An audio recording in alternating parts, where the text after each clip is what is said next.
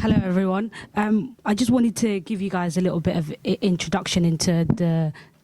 Waddani Youth Europe program and what we're doing, and inshallah give you a bit of background. So like I said, my name is Hibaq Ali. I'm currently the European chair for Waddani.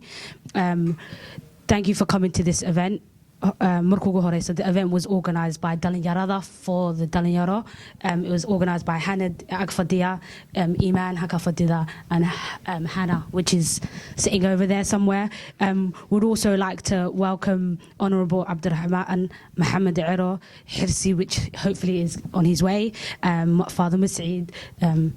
everybody else. And inshallah, thank you for taking this time to speak to the future of Somaliland. Yeah, we're going to start with the questions, guys. So if you guys got a question, put your hand up, and then inshallah what we're going to do is pass the mic around. Yeah, and then we're going to pass the mic around, and also we're going to get an answer from probably someone. Do you want to start, Hoda? Yes, why? I did prepare questions. I won't say too many, I'll just start with one. In the manifesto, firstly, thank you very much for sharing the manifesto. There's clearly been a lot of work that's gone into it. It's very detailed, and it was very helpful for me, and I'm sure everybody else, in sort of understanding the issues that we could talk about today. So my first question is on roads. I think on page 16 of the manifesto it said that you're committed to working on roads, railways and energy grids. What kind of steps are being taken to make progress on the development of roads in Somaliland? All right, then my second question is, the manifesto also made reference to promoting youth entrepreneurships. And I was wondering if you could help me understand how you plan to achieve this. Is this through government grants or access to business courses? How do you plan to promote youth entrepreneurship? My third question is, I also noticed a commission, plans for a commission to study the marine kind of resource potential, fish and that sort of thing. So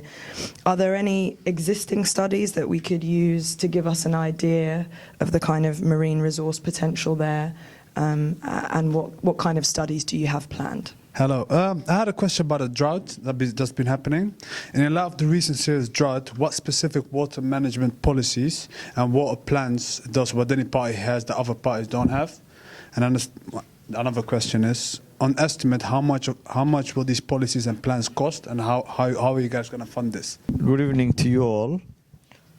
It's a great honor for me to meet these young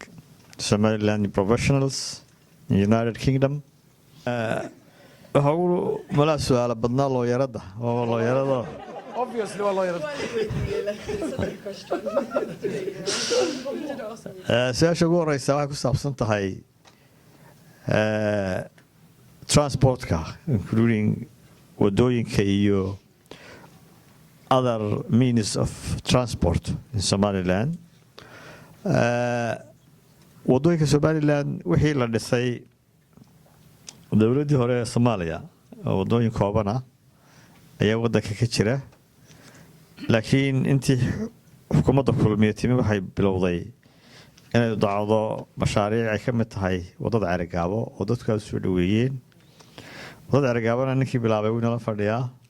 isagana microphone-ka kulli qayb siin doona haddii alla ka dhigo. weli railway iyo transport kale weli Somaliland kama samaysnaa, laakiin mustaqbalka dee waatan dekadii la weyneynayo way noo qorshaysan yihiin railway-ga iyo transportka kalena la improve kareeyo si aynu baayamushtarigeena wanaajino shaqooyinna u abuuro. Youth partnership, entrepreneurship, waxay la tahay ama curinta dhalinyarada in la dhiirigeliyo. sidee loo dhiirigelinayaa ayaa isweydiinay. Marka waxay la tahay barnaamijkana waxaan filayaa in uu ku qoran yahay, laakiin dhalinyarada waxaa loo dhiirigelinayaa in loo abuuro xirfado. Marka hore Somaliland inta badan dhalinyarada looma abuurin xirfado, skills. marka waxa la doonaya marka hore in loo abuuro skillskii ay ku shaqaysan lahaayeen. Inta badan ardaydu waxay maraan uun channelkii caadiga weligii la mari jiray in dugsi hoose laga baxo mid sare la tago dabeedna aan wax professional qofkii aanu lahayn oo aanu albaab samaysan karin oo daaqad samaysan karin oo waxba hagaajisan karin wadamada Yurub waa aragto iskuulada tacaruurta wax lagu baraa ama miiska sida loo sameeyo ama nijaarad baa la baraa ama wax kale la baraa ama cunto karin baa la baraa laakiin halka cunto karintuna waa ceeb aad looma barto marka skillska in self employment loo sameeyo oo mesela haddii small loans xitaa la siiyo waa la siin karaa dowladdu way abuuri kartaa in mashaariic shaqada dowladdu haddaanay ku filayn loo abuuro self employment loo abuuro as a groups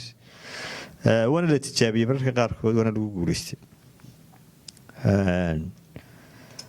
maalin resourceka way jiraan macluumaad laga qoray ama Somaliland ka hor la qoray ama haddaba la qoray way jiraan مثلا بدهنا إنه ضدك كلومسية ما تعلى وكلومسية صدق كلومسية توينه يريه وحنا لنا 8 كيلومتر أو بضع مركا إلا يسوق خصب مويانه حلقة يا بيناني ضدك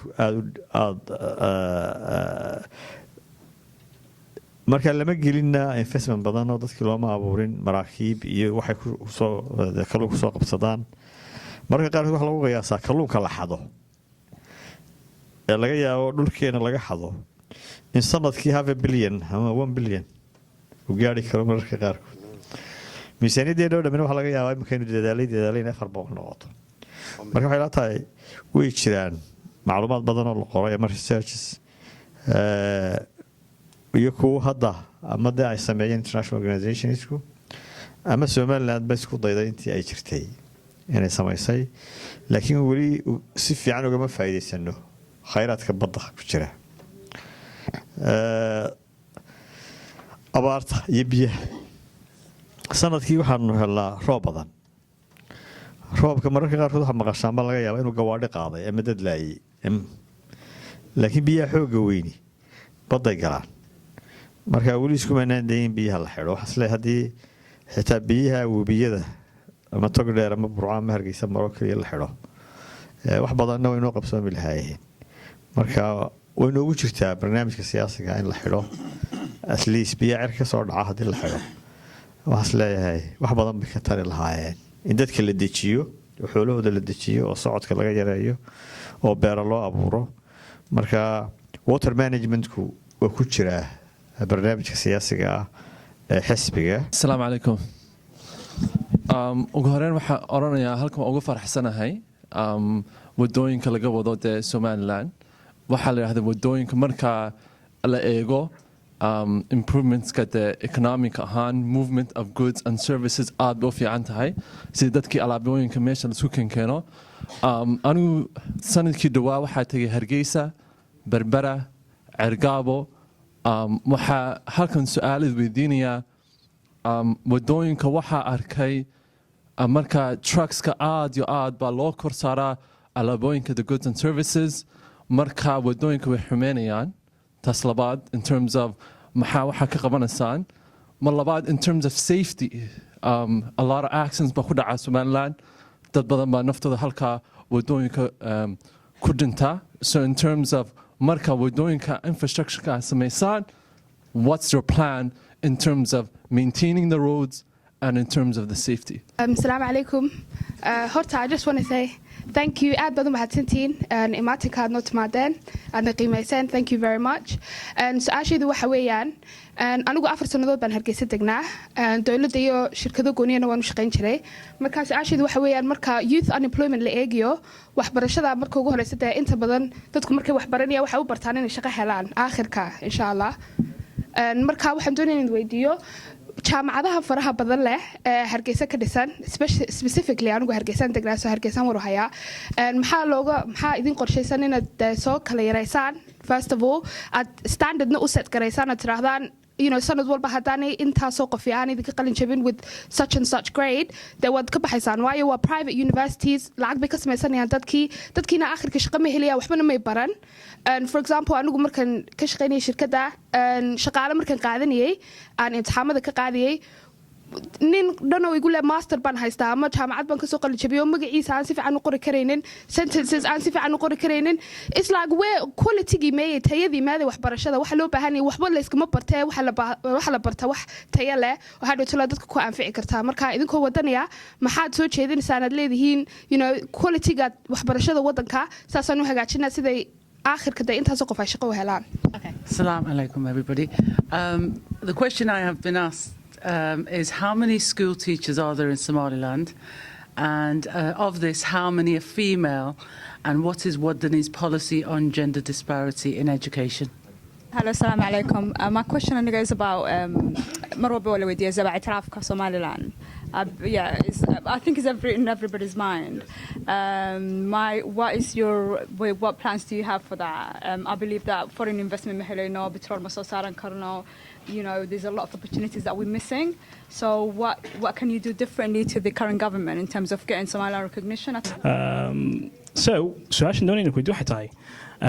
bangiga adduunka waxay sameeyeen daraasad bay sameeyeen 2012 dhaqaalaha calaamadaha Somaliland soo gala waxay ku sheegeen inuu gaarayo $750 per head marka lagu dabaqayo magaranaysa 4 milyan oo dadka Somaliland dhaqaalahaas boqolkiiba 30 waxa laga soo dhiraandhiriyay xoolaha nool boqolkiiba 7 waxa laga soo dhiraandhiriyay agriculture basically crop marka waxaa jirta abaarahan hadda ina saameeyay dad badan ayaa ku cayroobay maadaama Somaliland large part of their population kadu ku nool yahay magaranaysa rural area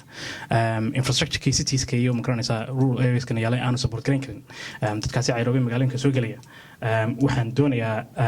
sida food security because food security is very important wadan kasta magaranaysa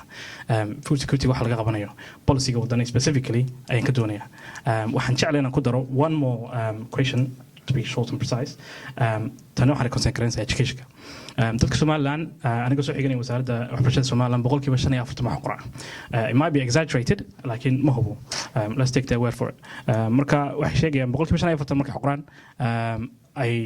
waxa soo haray yihiin marka 46% policy-ga education-ka dhinaca literacy-ga wadani muxuu yahay because bulshada kasta oo doonaysa inay horumar marto dadkeedu waa inay wax akhriyaan waxna qoraan that's it thank you wadooyinka Somaliland runtii saddex su'aalood bay ayaan malaynayaa inay noqon karaan mid waa gaadiidka mara wadada iyo in wixii ay qaadi karayeen wax ka badan la saaro ama aad loo buuxiyo oo la xad dhaafiyo midna waxa weeye safety-ga nabadgelyada gaadiidka iyo dadka maraya wadooyinka midna waa maintenance-ki wadooyinka marka taa hore regulations ku jira gawaadhida gaari waliba tan buu leeyahay laakiin mararka qaarkood waxa laga yaabaa dadka gawaadhida leh inaan u hoggaansamin qaanuunkii marka traffic-ku dib waxa la doonaya inuu joojiyo oo tallaabo ka qaado tallabaad waxa weeye safety-ga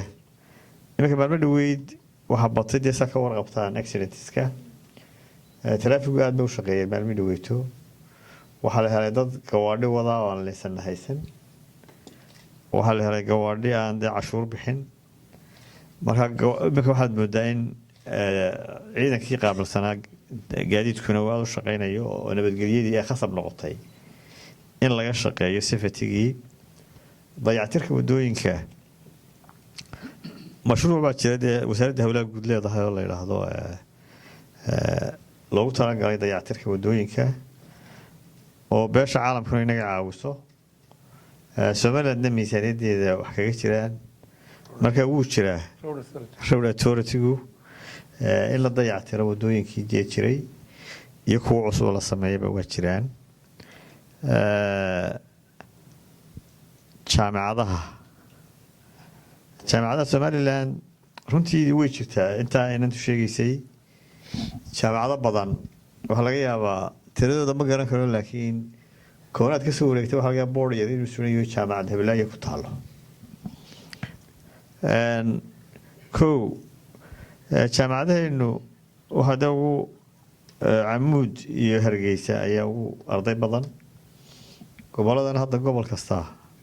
waa laga sameeyey jaamacadda inta la eg tahay ama dee standardkeedu wuxuu doona ha noqdo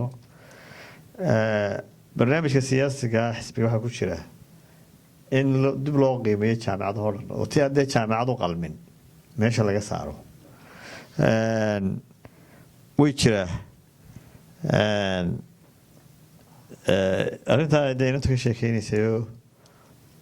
beri jaamacad hargeysa laga furay baa nin baa wuxuu yidhi inanaan abtu ahay oo ila joogtay baa igu tii jaamacaddan gelayaayo iskuul hore dhamay gelin buu yidhi mid hoose mid sare mid dhexe dabeedna jaamacaddii dee haddaad lacag bixiso waxaa laga yaabaa in lagu qoro lagu weydiin backgroundkaaga iyo meeshaad soo dhigatay marka standardkii waxaa nooga qaybsan standardkii standard loo sameeyo jaamacadaha oo dhan standardka wixii aan buuxinna la xidho haddii ilaahay ka dhigo laba su-aalood waxu dhaafi doonaa xirsi taa ku saabsan waxbarashada tirada macalimiinta imisaa gabdhaa isaga dowladda nagaga dambeeyeyo iyo ictiraafkaba laakiin ictiraafka waxaan doonaynaa insha allahu in wixii horena dee la qiimeeyo oo ma odhanayno waxaanu ka bilaabaynaa ground zero waxbaa la qabtay badan laakiin waxaa in dib loo qiimeeyo halkay marayaan imanka ee ugu dambeysayna waa idiin sheegaynaa laakiin waxaad moodaa arrinta ictiraafka in badan imanka inay kaga mashquushay xukuumaddu xaqulqalam iyo mala howlo kale marka waxu dayn doonaa xis inta hadhay baanka adduunka waa laga yaabaa imika mararka qaarkood dee soomaaliya guud ahaan waxaa lagu qiyaasaa ama wadanka ugu faqiirsan ama wadanka labaad ugu faqiirsan dunida hadda meelo badan markaad eegto marka arrinta food security-gu inagu mushkiladayna haysataa waxaa weeye dadku raashinka ay cunaan waxay prefer gareeyaan waxa dibadda laga keeno ama baastaan noqoto ama bariis ha noqoto waxaa laga yaabaa haddii dekedani laga xidho inaynu gaajo wada baktino dhulkeenu wuu ku filan yahay in beero laga beero marka bolosiga xisbiga waxa weeye in la dhiirigeliyo wax soo saarka gudaha ama beera ha noqdo ama kalluun ha noqdo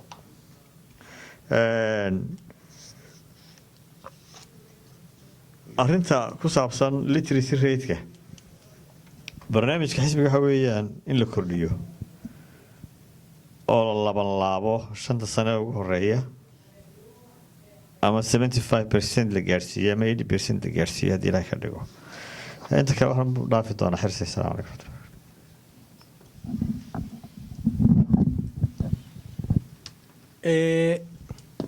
waxaan intaanan u gelinayn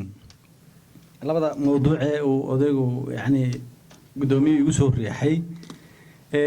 waxaan ka horeysanayaa wadooyinka maadaama macluumaad dheeraada ka hayo oo aan ahayd yani qofkii ka mas-uulka ahaan jiray in yar baan ku darayaa intii guddoomiyuhu sheegay ku darayaa number 1 horta mushkiladda sida uu sheegay inanka injineerka ahi waa runtii oo waa dhacdo jirta wadooyinka dayaca ka jira iyo hadday tahay xagga road safety and security dadka iyo hadday tahay excel roadka ama wadada yani culayska ku dhacaya burburinaya waa runtii waa wax jira waxa jiray markii ugu dambeysay yani barnaamijkan ka sameynay iminkana insha allahu tacaala aan wadani ahaan hirgelin doono oo se barnaamij markaan u diyaarinay laakiin se aan xeer ka dhigi doono insha allahu tacaala qorshana u sameynayno excel roadko kale yani excel yani markuu yahay gaadhigu culus yahay in laga qaado miisaanka inta uu yahay oo xeerka la baaskariyo baarlamaanka laga baaskariyo because iminka lagama qaadi karo xilligaan xeerka wadooyinka wadnay baan isku daynay inaan tool ka dhigno marka baarlamaanku waxa laga yaabaa inaan toolka sida nimka loo fahamsan halkan oo loo fahamsanayn waxa ku qorayd gaadhi walba inta tana uu yahay yaa bariga ku qorayd in lacagta looga qaado wala isku celiyo kii weynaa kii yaraaba waxa la road taga isku hal kordhiyo way naga diiday laakiinse iminka insha Allah taala waxaan hirgelin doonaa maadaama hadda waqtigan la bartay bergaa markaan xataa wadooyinka wadnay dadku umay dhagan nugleyn ama may dhageysanin lacagta la idinka qaadiyo wadooyin baa lagu sameynaya wax laga yaabaa maadaama corruptionska iyo mashkiladu iska badnaayeen dadku hadda se way dhadhamiyeen oo way dareemeen waa xilliyada qaar ka mid ah ilaa 300 oo gaari waaweyn baa noo yimi oo dhaqaale iska soo ururiyeen iyo appreciation oo keenay leeyihiin thank you shaqo fiican baa qabatay marka hadda this time wadani Chinese uu helaya waxaan u diyaarsan wax ka bedelo hadday tahay ta road security and safety iyo hadday tahay tan axle roadska iyo waxa la midka yani culayska lagu qiimeynayo ta kale ah mishkilada jirta ee runtii tan keenaysa asaasku ma aha kaliya ma aha wadada xun ama baalka leeyado ee waxaan isleeyahay waxa wadada ka jirta darawal xumo oo darawalintu waxay u baahan yihiin in dib loo baaro oo imtixaan loo geliyo oo si adag oo very strict lagu noqdo sharciga oo qofka darawal noqonaya iyo liisanka sidoo ku qaadanaya dib loogu noqdo because dad badan oo aan darawalinahayn ba gabadha iska kaxeeyay waxa jirta gaari xumo gabadhida MOT lama marin dadkeenu waa dad danyara gabadho cusub ma iibsadaan gabadhida waxa laga keenaa gabadhida road of care laga keeno Japan iyo dalalka midka oo yani gaari road of oo wadada laga saaray oo aan loogu talagelinin uu sii shaqeeyo ama dadkii lahaa ay dadkoodii uga tureen for the safety darteed ayaa dalkeena la keenaa danyaridana keenaysa dadkeenu inaanu gawaadhidan 100 kun iyo 200 kun iibsan karin ayaa keenaysa badan oo asaas u ah gawaadhida ay rajabane iibsan karayaan taana marka insha Allah waxaan ka bedeli doonaayo xilligii kulmiye waxaan isku day jiray in cashuurta lagu kordhiyo laakiin sayimka gawaadhida lecture oo dhanbaynu sidii loogu sameyn lahaa measures loogu sameyn lahaa gawaadhida lecture yar noocaas inaan la keenin ama la yareeyo iyo qiyaastii lagu xadidi lahaa tasadxadna waa wada xumada waa taan sheegayno watanaynu the master plan network wadooyinka leenaan hagaajino marka wadooyinka taasaan kaga tagayaa qodobka recognitionka qodob ballaaran runtii oo aad u mug weyn just in kooban hadaan ka tilmaamo recognitionka Soomaaliland waa qodobka ugu muhiimsan xisbigana dad programkiisa eegto waa qodobka ugu soo horeeya marka muhiimadda koowaad buu xisbigu siin doonaa meelaha uu siinayana hadaan si kooban u dul maro waxa kamid ah Soomaaliland iyo Soomaaliya wada hadalkeeda oo qorshe cusub iyo kii hore ee jiray oo la empower gareeyo la isku dari doono si yani waa ogtihiin qaabka loo helo ictiraafka waxa kamid ah inaga waliba kowka in dalkii ay haysateen kala baxayseen ina kala baxdaan waa dariiqada walba uga hawsha yar ee iminka la tijaabiyay dunida kale ku kala baxday marka in la isku dayo in dariiqa la empower gareeyo qorshe fiican loo sameeyo marka kaas waa mid kalabaad waxa weeye in la sameeyo la kordhiyana waana ku qoratay programka Friends of Somaliland dawladaha saaxiibada Somaliland iyo institutionska dunida hadaad eegto Somaliland in yar baa taqaano dadku inama yaqaan muxuu ku ictiraaf hadaan ku baaqoon horta waa in marka hore isbartaa waxa laga yaabaa in shirkad ama Coca-Cola ama shirkad la mid ah dunida oo dhan taqaano company-ga in dunida oo dhan taqaan baa laga leeyahay Somaliland cid ba ka aqoon horta marka hore waxaynu u baahnaa inaan saaxiib samaysano PR samaysano dunida oo dhan iska iibino taasuna insha Allah taala wax noqon doonta qayb ta kale waxa weeye inaynu samayno waxa la yiraahdo hadda dunidu wax ku shaqeysana ogtiin western worldka what's in it for me maxaa aniga igu jira in lagu yiraahdo marka waa inay jirto interestka dunida inaynu dadaynu interest yani inaga dhaxeeyo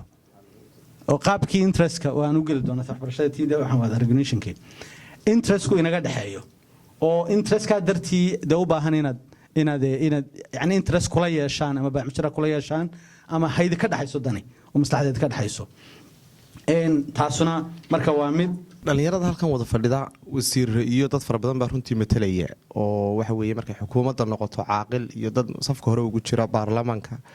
dayacnaanta daami iyo caruurta dayacan matimaha ay jarayaan maxaa se xisbiga uga qorshaysan saamigooda ma ku helayaan wadooyinka caafimaadka waxbarashada maxaa xisbiga uga qorshaysan daami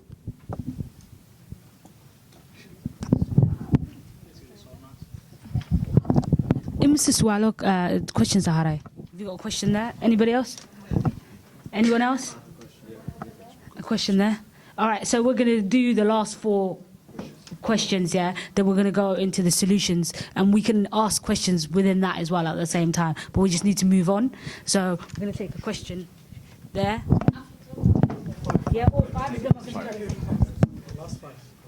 To stand up, sorry. Sorry. Short answer. Bismillah ar-Rahman ar-Rahim. Assalamu alaikum. Anagu laba mid ba rabena idinku soo daro.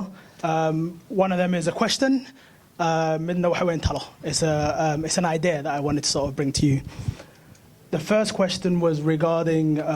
there's a lot in the manifesto about oil and what we're going to do. We find this natural resource. And there's a mention about the resource curse as well. And I think everyone's aware of the negative implications of when you find oil. So in terms of planning for the future, my idea was to use that money. What we should do is actually look at setting up a universal basic income.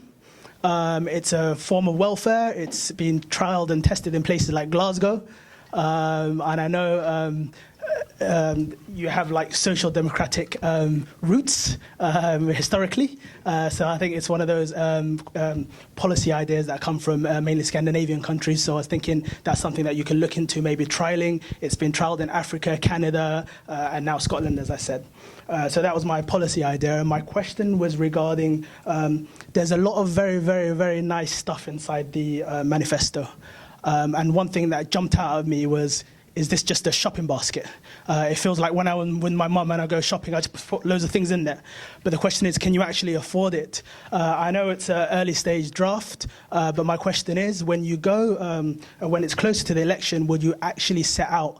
whether the finances stack up? Because at the moment, there's things like 1,000 new classrooms, civil service pension. There's a raft of fantastic ideas that are seen in the West. But my question is, with $500 million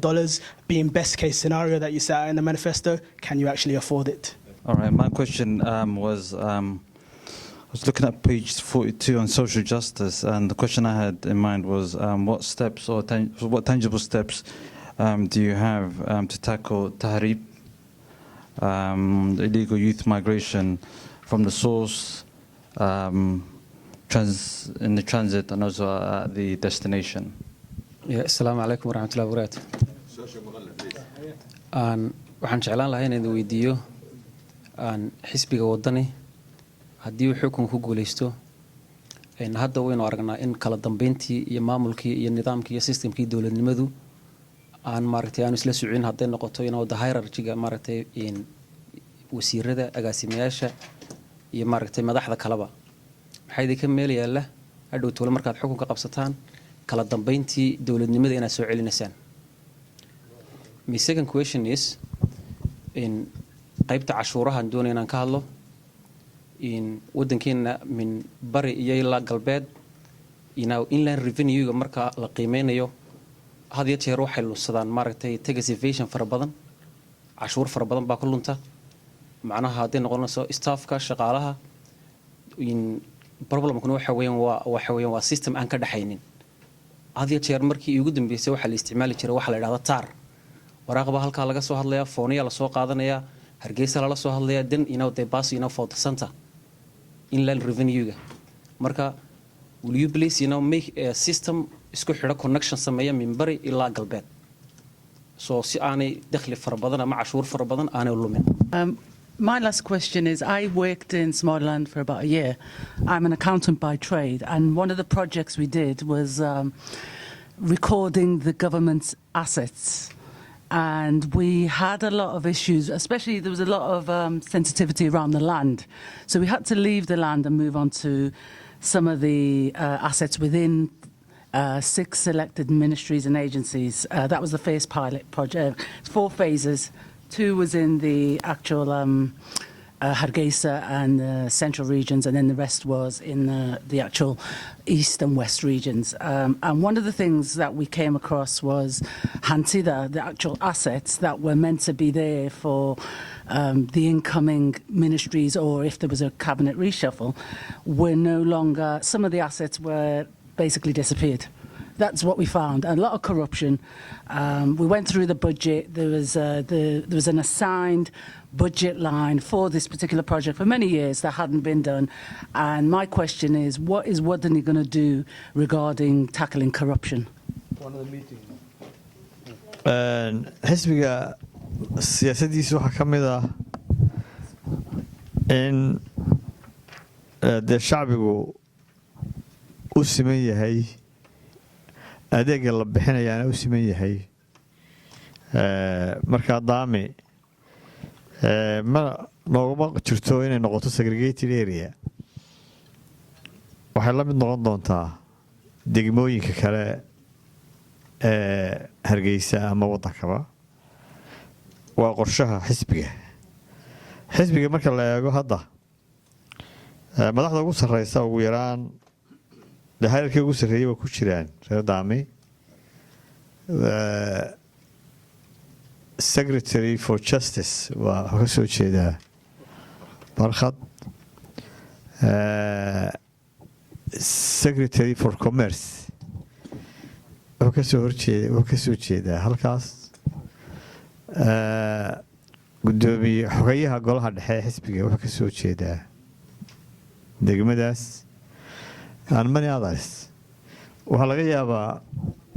qabaa'ilo waaweyn aad filaysaan inay iyagu ka madax bataan inay kaga badan yihiin xisbiga waa laga yaabaa waxaan rajaynaynaa xukuumaddana inay saamiga ay ku leeyihiin ay ka heli doonaan somaliland xogaanu helay intii aanu joognay waxaanu ku xaqiijinay in rajada shida lagaga soo saari karaa ay fiican tahay ceelka ugu horeeyana la filayo in la qodo 2019 marka waxaan rajaynaynaa in dee qorshe wanaagsan loo sameeyo shidaalka wadamo badan oo shidaal helay waxba kamay faa'iideen laakiin kuwii dee nidaamkii wanaagsan u samaystay noloshii dadkooda wax badan bay ka bedeshay dadku waxay la tahriibayaan waa rajabeel lack of hope marka inaanu rajadii soo celinno oo qorshaha ugu weynee xisbiga shacbiga sidaan sheegnay haddaynu resourcekeena si wanaagsan u manage garayno oo corruptionka laga saaro meesha corruptionka siyaasadda xisbiga waxa weeye in zero tolerance ama la tirtiro inkastoo laga yaabo 100% inaan la tirtiri karin laakiin in sidii loo yareyn karayaba loo yareeyo lagana saaro meesha marka waxaan isleeyahay haddii aynu inanta siday sheegaysay waxay tidhi waxaanu record garaynaynay assetiska xukuumadda waxaan u malaynayaa kuwaa record garayseen waxba kama noola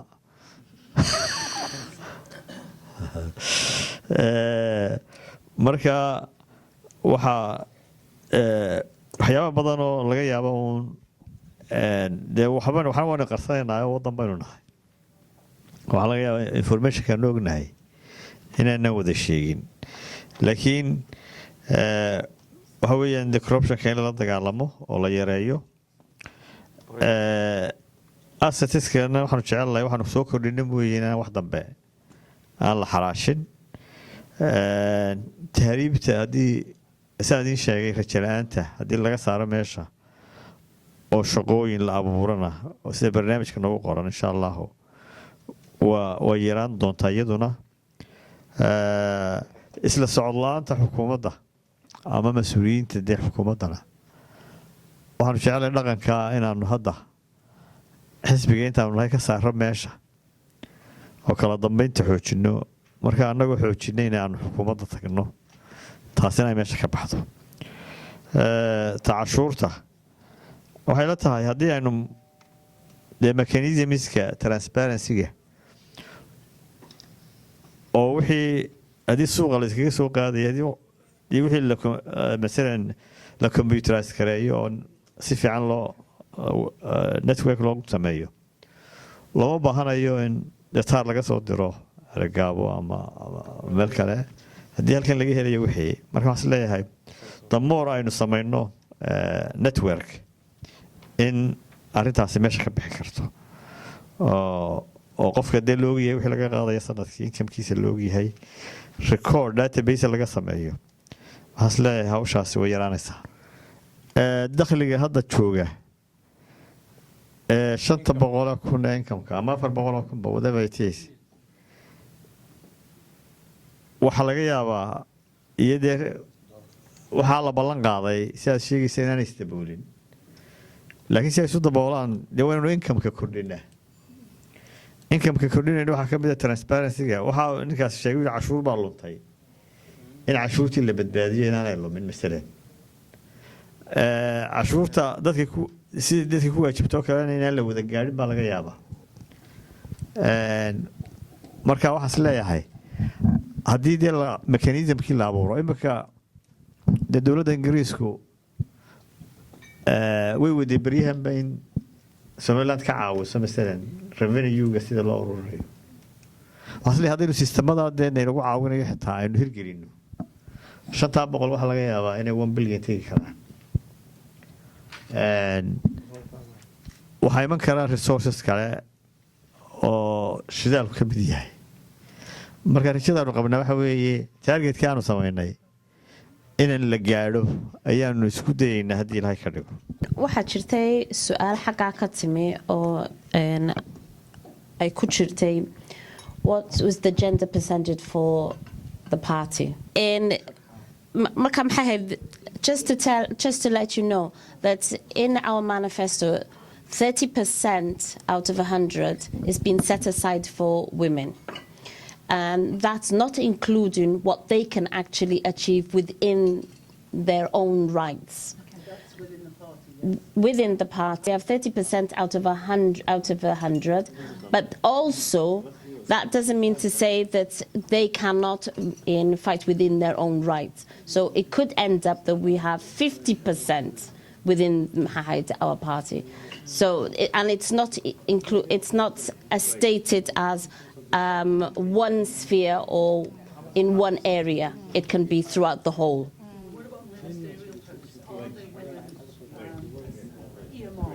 Earmarked for the ministerial post. Of course, absolutely 100%. And not only that, like in the presidential candidate, like in her, yes, we could run ministerial posts and within the rest of the government as well, inshallah. waynu soo yara daahnayo saacad baynu soo daahnay marka annaba la kala lahaa dhalinyarada waanu mahadnaqayaa. I thank you very much for organizing this great event. Somaliland waxay la tahay dayn badan ba hadda qaarkiina way tageen oo dhowr sano soo joogeen qaarkiina waxa laga yaabaa inay ku noqon laakiin Somaliland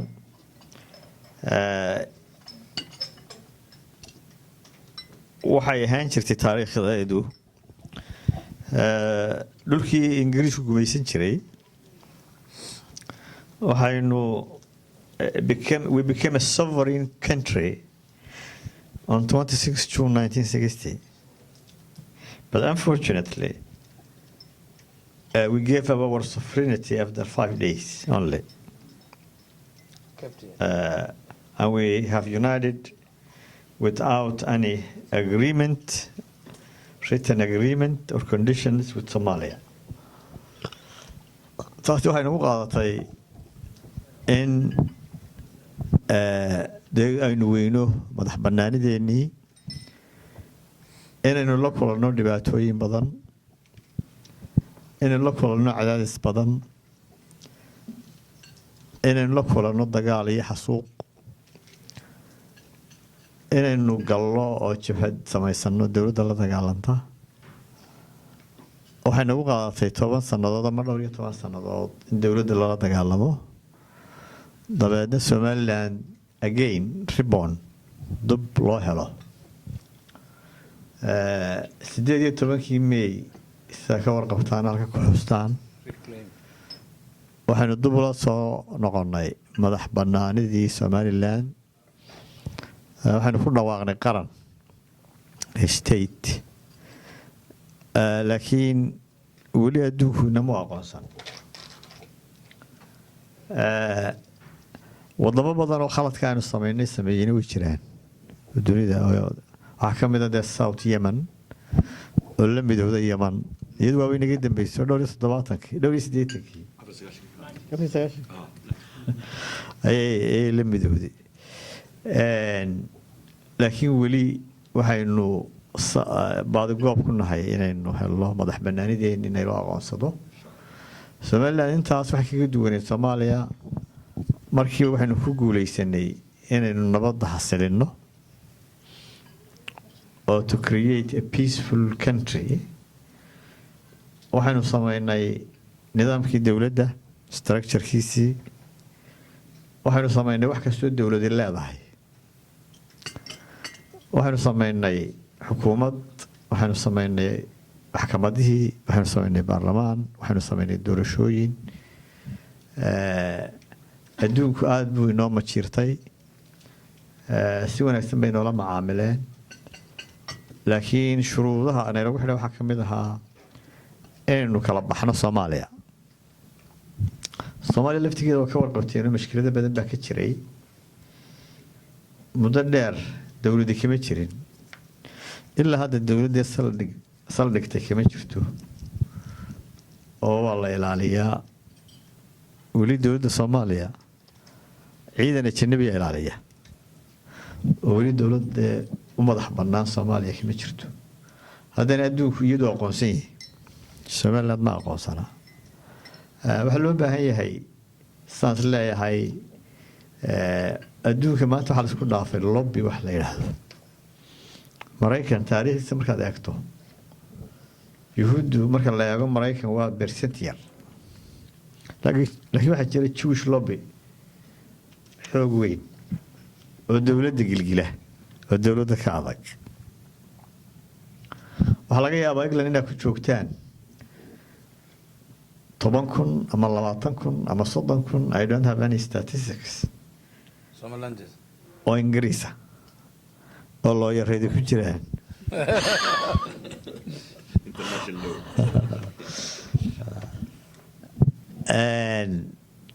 taariikhda haddaad dib u akhridaan berigay kala go'ayeen Pakistan iyo Bangladesh community-ga halkan ee Bangladesh baa Ingiriiska ku khasbay inay Bangladesh ictiraafaan that's history maanta kama yaridin kuwii Bangladesh ee dawladda Ingiriiska khasbay intaasoo professional ku jira اعترافك aanu doondoonayno waxa leeyahay xalka ugu dhaweey waa qoladiina Ingiriiska degan oo Ingiriis baati Somaliland waati dual nationality balleedin you can talk for your roots and halkan waxaan doonaynaa inaa the community-ga dhalinyaradiinan professionalska ahi ay heshay naadigana inta ka ballaarisaan dhalinyarada in badan oo kalena u yeedhaan laba arrimood baa ka shaqayn kartaa guud ahaan Somaliland oo shaqayn kartaa inaa waddani support garaysaanna waa idinka mahadnaqaynaa dhammaantiin waxaan idinku dhiirigelinaynaa inaad wax barataan oo professionkiina sii horumarisaan inaad ogaataan inaad leedihiin waddan Somaliland la yidhaahdo that's your roots waa meeshaa ka timaadeen awowyaashii ka yimaadeen waxaa loo baahan yahay inaydaan ilaawin caruurtiina uga sheekaysaan taariikhda Somaliland akhridaan buugaag badan oo laga qoray baad ka helaysaan library-da Ingiriiska Somaliland marka aad iyo aad baan idinku mahadnaqayaa waan ka xumahay inaan idinka tago laakiin ballan kalaan leeyahay barnaamijka waxay noo sii dhammaystiri doonaa hogaamiyaha